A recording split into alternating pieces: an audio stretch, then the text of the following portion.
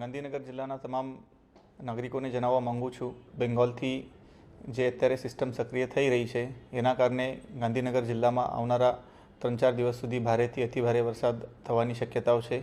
સાથે સાથે પવન પણ ભારે ગતિથી ફૂંકાવાની શક્યતાઓ રહેલી છે।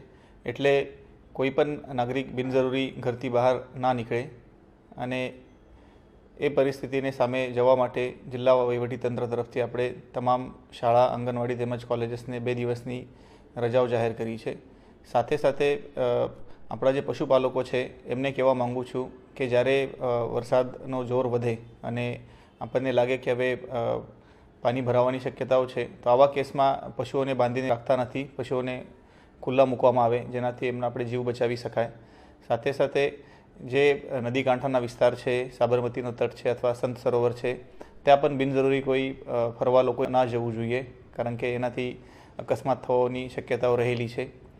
આ સમગ્ર પરિસ્થિતિને ટાળવા માટે જિલ્લા વહીવટીતંત્ર તરફથી આપણે દરેક જગ્યા ઉપર જરૂરી સાધનો તેમજ NDRF, SDRFની ટીમોની પણ વ્યવસ્થા કરેલી છે અને ડીવોટરિંગ પમ્પ્સ, ફાઇટર પમ્પ્સ, આ દરેક વ્યવસ્થા આપણે ત્યાં રાખેલી છે।